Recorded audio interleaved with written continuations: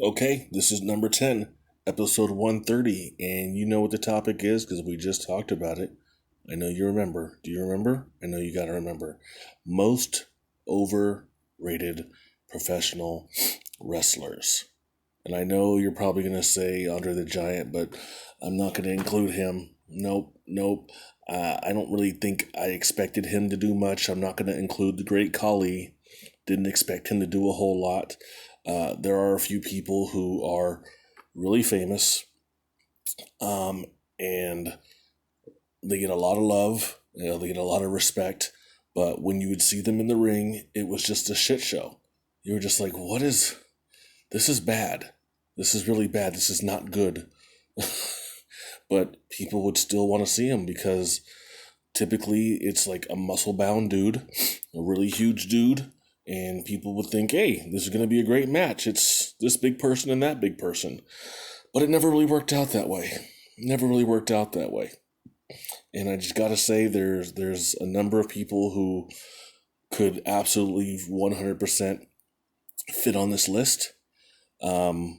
And there are others who you will look at and say, you know what? No, you don't belong on this list. And obviously, this list is very subjective. I make my list, you make your list.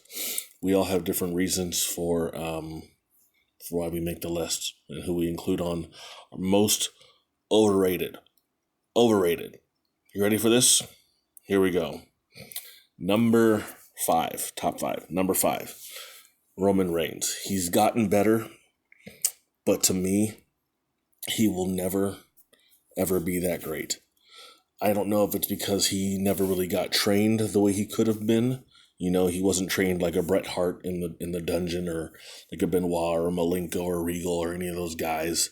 You know, it's I'm not a big fan. And like I said, he's gotten better. I remember the first matches that I saw where I really liked his work. It took AJ Styles for that to happen. That was 2016. I'd already been watching Roman for a couple of years, and then he never really seemed to do anything for me. You know, he's big dude, tattooed, buff looking, good looking guy. Perfect. That's great. That's who you want as a front man for a company. A buff, good looking dude. But as far as his in-ring matches, like whatever. I've seen him against Sheamus. I've seen him against Dean. I've seen him against, God, who else have I seen him against? Jericho, Rusev. There was one really good match with Rusev. Like, I think it was a Hell in a Cell match. I think it was late 2016 or 2017. I can't remember now, but it was one of those matches where at the end I was like, you know what, that was good. And I've actually said for several years that Roman should do more hardcore type matches. And if you remember his matches against Braun, I think it was early 2017, with the last man standing and all that kind of stuff. He had like 3 matches in a row that were just like, oh, it wasn't too bad. And they weren't great, but they weren't too bad. I always thought Roman should be more of like an Extreme Rules, hardcore type wrestler because he's just got the look for it. He's got the whole vest thing on, and it protects him and all that stuff. So oh God, sorry about that. I'm tired. So I always thought that he should be doing more hardcore matches because of that look. And like I said, when he had the matches against AJ, I think it was Payback and Extreme Rules. The matches were good, but they were good because AJ was in them. You know, I'd seen Roman against Sheamus. I didn't care for it. I mean, it wasn't bad. I mean, it was fun because McMahon was involved and all that kind of stuff, and the League of Nations got involved, and that makes it more exciting or whatever. But as far as like his in-ring ability, he's got the drive-by, he's got the punch, you know, like the uppercut punch. He's got the Superman punch, the spear, and the Samoan drop. And I think like the front Samoan drop, there's like 6 moves that he's pretty good at doing. You know, you expected to see those kind of things. The clothesline, I think a big boot. That's 7, 8. It's like 8 moves. You know, that's 3 more than John Cena and 3 more than Hulk Hogan. But still, just not a whole lot there for me. So I know people love him, and that's fine. I have no problem with people liking him and wanting to see him wrestle. I'm just saying, when it comes to me actually rating wrestlers by their in-ring ability, then I'm not going to rate him very high. Not at all. I think he could do some improving. But the thing is, too, with him is, because he's a character, like Hogan's a character, Andre was a character, it wasn't about their in-ring ability as far as, holds and stuff like that, like with Malenko and Regal and all the guys I mentioned before. It wasn't about that. It was about their character and the fun you're going to have watching that person wrestle, watching that character wrestle, watching the story develop in the promos and all that kind of stuff. That's what it was all about for guys like Roman and stuff like that. So even though their in-ring ability wasn't that great, it wasn't really supposed to be. But I'm not really mad at people for, like I said, I'm not mad at people for liking him. I'm just saying he's just not that good. He's not that good from what I've seen. If you've seen him differently, then so be it. But from what I've seen, he's not that great. But you can like, whoever the hell you want to like, because that's your prerogative. My number 4 is a Hall of Famer. Roman will definitely be a Hall of Famer. This guy's a Hall of Famer for sure, because he's already in. He's also deceased. He won the Intercontinental Championship SummerSlam '88, and he won it in like 20, 30 seconds or something with like a few clotheslines and a botched clothesline landing by the Honky Tonk Man. I believe that was on him. And then the splash, and then the match was over. And that is the Ultimate Warrior. May he rest in peace. Yes, he was a piece of shit when he was alive. Said a lot of bad things about people, and said a lot of bad things about gay people. Just went on tirades. And I mean, I remember WWE had that DVD, The Self-Destruction of the Ultimate Warrior, basically saying his destruction, as far as how the company looked at him, was his own doing. The stories about him trying to hold his own his appearance at this event or that event. I think it was SummerSlam '91. He was supposed to show. I think he showed up for was it the Sid Vicious or Sid Justice match with Hulk Hogan, and Papa Shango came out. The Warrior was supposed to come out right after, but it took a while. And or because Shango messed up or whatever, but Warrior had like held up Vince and said, "Hey, you got to give me more money or else I'm not going to come out." Total bullshit to do that. Like you had a contract saying you were going to do one thing and then you want to do the other thing. It's like if the CEO does the same shit, like it's still total bullshit. You don't want to do that to people. That's not cool. So he was a dick, but he also was not very good in the ring. He had a great match with Hogan at WrestleMania 6. He had a couple good matches with Rude in like 88 and 89. I think it was WrestleMania 5 and then SummerSlam 89. Yeah, that's right. The spot with Hogan and him, Royal Rumble 1990, the match against the Macho Man. And then that's pretty much it as far as like matches people remember. There are matches we wanted to see, like him and Sting against the Road Warriors would have been great. We never got that, which is fine because Ultimate Warrior was not that good. To be honest with you, it's more in our heads what we would have loved to see, but it just wasn't going to happen. Trying to think, he just wasn't really that great in the ring. A lot of people have said a lot of negative things about the Ultimate Warrior and just his ability in the ring and his lack of being able to kind of do certain things and botching this and botching that. There's a match he had with Ted DiBiase in Japan. I know DiBiase had some negative things to say about that afterwards. I'm trying to remember what he said. I don't remember, but either way, it didn't. I remember watching the match too, and it just didn't look great. It didn't look good. Kind of like when I was talking about Regal and Goldberg earlier, just how like it just didn't look good. There was, Regal was trying to show him that these are real wrestling holds and you don't know these and you can't get out of them and now you look stupid. Which is kind of an asshole thing to do. It's really an asshole thing to do, but still, that's just what it was. And the Ultimate Warrior was not very good in the ring. Like I said, he did have some good matches with people, but if you look at who he had good matches against, like I said, Hogan, WrestleMania 6, it's a Hall of Famer right there. Macho Man Randy Savage, WrestleMania 7 or 8, I believe it was. It's a Hall of Famer right there. Rude, Hall of Famer. I think, was that it? I think that's it for Hall of Famers. Oh, Honky Tonk Man. He's in Hall of Famer. But that was like a 30-second match, so I'm not even going to include that one. So yeah, Rude, Hogan, and Savage. And I'm only going to include Hogan in that. I guess probably because they just scripted it very well. And it was more of a back and forth than it was like a, how you would have like a... one person controlled a match for much of it, and then the other person comes back and tries to finish at the end. That was a really fun match, actually, between Hogan and Warrior. So I always give that one some props. More props than I think people expected, considering the two were not known to put on great matches. It was fun. It was a good ending. It was a surprise ending. If you've never seen it, I suggest you go on the network or YouTube or Daily Motion and go watch it. Totally worth checking out. I think it's like a 15, 20-minute match. You probably want to watch the intros, them walking to the ring and stuff like that. Totally worth it. Great time. You probably need about 30 minutes for the aftermath of the match as well.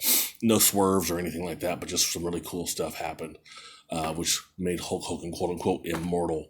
But anyway, Warrior, not very good in the ring, just not very skilled, and even his promos were just a little out there. You're like, what the hell is this guy even talking about? And that's how he was in the ring. Like, what the hell is this guy even doing? Very strong, but a little careless. I remember Bobby the Brain Heenan talking about that too. Like, yeah, he kind of just threw me around a little bit, and it hurt, and he's supposed to do this thing, and he didn't do that, and he did something else instead. So yeah, not the best guy to really want to wrestle. Speaking of not the best guy to want to wrestle with, Lex Luger. I've seen Lex Luger in, 4 good matches that I can remember, and he was kind of botchy. One of the worst matches I've ever seen is with him and Bill Goldberg, and I think it was 98 when Goldberg was on his tear and beating everybody, and he went in like 186 matches, whatever it was. He went really, really long without losing a match. And one of the matches, he wrestled Lex Luger. And this is when Luger did not look like he did in like the late 80s and the early 90s. This was late 90s Luger. So he'd been around for 15 years, maybe almost. Yeah, about 15 years. So he just looked a little bit different. He was a skinnier Luger, but not skinny. He was still very, very muscular. But the best matches I've seen Luger in were two with Flair in 88, one in 1990. I think it was Capital Combat? I think it was, or Wrestle War, something like that. And then, the one with Sting against the Steiners in 91. Oh, wait. And there was also the one with him and Barry Windham against Arn and Tully, where Luger and Windham won the tag team championships from Arn and Tully. Those are the matches I've seen from Luger that were good. But if you look at that, Arn and Tully are in the Hall of Fame. Flair's in the Hall of Fame twice. And if Evolution goes in, he'll be in 3 times. Sting is in the Hall of Fame. And I think that's it. He wrestled Goldberg, and Goldberg's in the Hall of Fame, but whatever. But Luger was not very good in the ring. He was not. He was very muscular. He looked great. He's the kind, like I said with the Ultimate Warrior, he's the kind of figure or not the Ultimate Warrior, I'm sorry, Roman Reigns, the kind of figure that you would want because just the way his body looked. He looked great.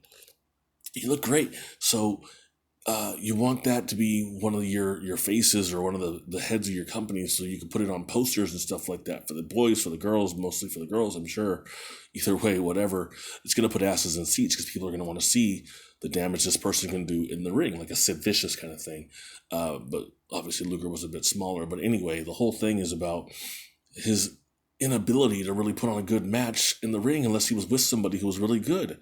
He could wrestle. I remember he wrestled Pillman a few times, I think at like Clash of the Champions, and not bad. Pillman does a better job. He wrestled Tommy Rich at a Clash of the Champions. Tommy Rich, not a Hall of Famer, but probably one day will probably be one of those. You know how they have like those legacy entrances, where they have like, oh, here's 8 people we're putting in our Hall of Fame, but we're not having them have individual speeches because they're either dead or there's just too many people. Tommy Rich, I think one day will be in there as well. And I'm going to say it right now. Chris Benoit will probably be in there as well one day, and they're just going to sneak that shit in there when people don't think about it and or don't care anymore, because people have tons of opinions, and I get it. But anyway, Luger, not a very good wrestler. I think he'll get in the Hall of Fame one day, but if he doesn't, I'm not mad about it. They keep putting him in WWE games, I think since 2015 or 16. So to me, that might be indicative of him actually getting into the Hall of Fame, because they did it with The Godfather. They did it with Tatsumi Fujinami. They did it with the Freebirds, where they keep putting people in games. So they put him in the Hall of Fame. I'm tired. Oh, man. That really sucks because it keeps coming out of nowhere. Anyway, so that's my spot on Lex Luger. My number 2 is the guy who wrestled Rob Van Dam at ECW One Night Stand, and they told him, if you win, we riot. And then they told him while he was in the ring, you can't wrestle. When he was wrestling CM Punk, he threw his t-shirt and hat and stuff out into the crowd, and what happened? The crowd threw that shit right back. When he wrestled, they would yell, same old shit, same old shit, same old shit. When he wrestled, they would shout, boring, like when he wrestled Randy Orton for the 1,000,000th time. People were over it. I think people stopped being over it when, thank you AJ Styles, when AJ Styles wrestled him during the year 2016. After the Roman Reigns feud, John Cena and AJ Styles had a feud, and they wrestled at like 2 or 3 different pay-per-views. I think one was like Breaking Ground. Was it Breaking Ground? I don't know. Some kind of ground something or breakthrough or break something. I don't know what the hell it was. And then it was something else, and then SummerSlam. I think, yeah, something like that. So it was like 3 in a row. And the second one was actually like a 6-man tag where Cena and Enzo and Kaz beat AJ and Gallows and Anderson in like a 6-man tag match. But that was, Cena did not go over. And the crowd was shocked because we all thought Cena was going to go over. And he didn't. Twice. I mean, the 6-man tag is different, like who cares? But he lost to John Cena, or he lost to AJ Styles twice. And I'll give Cena some credit and say he's gotten better in the last 4 or 5 years where he's tried new things. But it's also almost like trolling where the new things he's tried aren't very good. Like the middle rope stunner, that looks horrible. His crossface kind of STF, I think it's an STF. Doesn't look very good. Even Austin was told him like, hey, tighten that up a little bit. Seems like, yeah, okay, whatever. I don't give a shit. And then there's also the 6 move of doom, which is like almost like a video game punch to knock somebody out. It just like, really? Okay, well, whatever. I mean, Hulk Hogan's leg drop was like the most devastating move of all time. So it is what it is. It's just it's pretend. We get it. It's a show. We get it. But either way, it's not really fun to watch John Cena as far as his in-ring ability. He could tell a story. I mean, he's good at that. Oh, I do want to add that he started doing the middle rope and top rope AAs, or at least middle rope. I don't think the top rope, that's kind of far, but started doing the AAs from up there, and I'll give him credit for that. Like I said, he's tried some new things, but still, when you watch him in the ring, you're just like, he's not good. He's not good. I don't enjoy him as an in-ring performer as far as moveset. I enjoy him because of he gets people excited. And I think that's ultimately what it's really about for guys like him and the Ultimate Warrior and Luger and Roman Reigns. It's not about, like I said before, being able to put people in submission holds and all that kind of stuff like Zack Sabre Jr. and Muda and Daniel Bryan and Regal. But it's about the character and how the character interacts with the other characters in the ring and the story that they're telling with the promos and all that kind of stuff and in the interviews and the whole storyline. So when you have somebody in there like Oh my God. Like a John Cena. Lost my train of thought. When you have somebody in there like that, the crowd is going to watch because they're interested because it's John Cena. He's super famous. He's doing movies now and all that kind of stuff. If you haven't seen Blockers, it's a pretty good movie. You need to go check it out. Pretty funny. But in the ring, he's not that exciting. He's just someone you want to watch because it's John Cena and he's super famous. And I'll give you credit for saying, hey, at least I just like him because he's exciting. Okay, cool. It's kind of like with Hulk Hogan, whose name is not on here. He's not going to be number one. Sorry, it's somebody else who you'll totally agree. I think Hulk Hogan actually does put on better matches overall, not just because he's super exciting, but also because I've actually seen him wrestle and have more of a moveset. It was in Japan, but still, I've seen him do it. Where these other guys, I've never seen them do it, including number one, who just had a shitty match with The Undertaker at Super Showdown in Saudi Arabia, and a shitty match with Luger in 98 or 99, whatever year it was. He had a great comeback out of nowhere in 2016 against Brock Lesnar at Survivor Series. And, that should have ended in like 120 seconds or less than 2 minutes, I think. Yeah, less than 2 minutes. Or it's like 88 seconds. Pretty cool. Pretty cool comeback. Everyone was on their feet. Oh my God, the energy in that building had to be super thick, super amazing. But when it comes to actual ability in the ring, this guy sucks. And it's Goldberg. He's super exciting to watch when things are going right. Like, you go back and you watch stuff on the network, the Nitros, the Thunders, the pay-per-views. But when you see him in the ring, like, legit, against the Undertaker, against, who else did he last wrestle? Yeah, it was he had to do really short matches.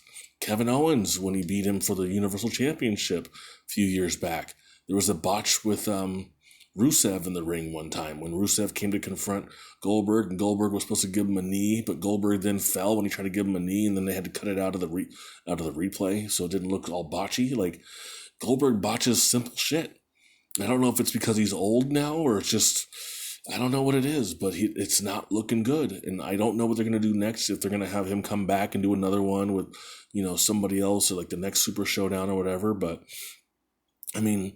I look at it like this. He's got such a huge name that even if they were to say Goldberg is going to go against Roman Reigns at the next Super Showdown, or Goldberg's going to go against, I don't know, Big Show or something like that in a WCW rematch, who knows, whatever. People are still going to watch. People are still going to watch. If it was Goldberg and Triple H, people are still going to watch because it's Goldberg, and you want to see what he did 20 years ago. You want to see it again. You're not going to see it. Like, if you've already seen what he did last year, you're not going to see it. But the hope is there. It's like, maybe this next time. Kind of like the way people vote, right? The president's going to lie to you, but you just hope, maybe this time. No, it's not going to happen. It's not going to happen. You hope for the best, but it's not going to happen. That's the same thing with Goldberg, with Cena, with Luger, the Ultimate Warrior, and Roman Reigns. You want to see a great match. You want to see them do great things in the ring, but the truth is, they're just not that good. They're exciting because of their character, but they're not that good in the ring because of their movesets. If I were to break down, and I could have included Kevin Nash in this because I don't even know what moves he had other than punches and kicks and body slams and power slams, and the dice one, the Vinny Vegas shit, the big boot. But other than that, like, if I were to break down like the signature moves of these guys, like Goldberg's got the spear, the jackhammer. Does he have like? Oh, he's got like the backflip. I don't even know what the hell that is. He's got those two things. Luger had the clothesline, the power slam, the torture rack. Cena's got the 6 moves of doom now. The you can't see me one, the punch, the AA. And I'll include the Super AA in that as well. What else does he have? I don't even remember. Oh, he's got the shoulder tackle comeback. He's got a couple other ones. Yeah, the punch, the 6 move of doom. He's got like 2 other things that I can't think of at the top of my head right now. But yeah, it's just, there aren't a whole lot, of things these guys could really do. Warrior had clotheslines, the gorilla press, and the body splash, and the power slam. Maybe a bear hug, maybe. And then Roman Reigns, that's like less than 20, 25 moves between 5 people. It's not very good. It's not very good. There isn't a whole lot that these guys do. These aren't just signature moves either. These are like, it's just like their move set for real. Like, it's not a whole lot. And I know it's not about what they do in the ring as far as having 1,000 holds, but it's about their character. But still, you want to make it a little more interesting. But that's why some of these guys, their best matches were against guys who were absolutely great in the ring. Absolutely great in the ring. I didn't include Hogan in this because Hogan has too many memorable matches in a good way. So I can't include him in this. Hogan wasn't a great wrestler, but he has too many memorable matches because he knows how to tell a story in a ring. Cena maybe could have been taken off of this list, and it could have been Kevin Nash or something like that. But I mean, Cena's been shit on so much, and you can't wrestle and boring and all that kind of stuff. I've never heard that for Hogan. Never heard it for Hogan. I've heard it for Roman. I've heard it for whoever I just said, Cena, and obviously Goldberg being booed after his performance. I think he was concussed, but still, he's definitely overrated. So those are my five. Roman Reigns at 5, Ultimate Warrior at 4, Luger at 3, Cena at 2, and Goldberg at 1. That is my 5. And I hope you enjoyed this episode. I hope you enjoyed me talking about overrated wrestlers. The next one is going to be my favorite submission. It's going to be a tie. I already know what it is because it's my favorite wrestler, and some other wrestler copied it. I don't know why, but they did. It's what it is. What it is. But I already know what my number 1 is. Scorpion Deathlock. Anyway, and then we're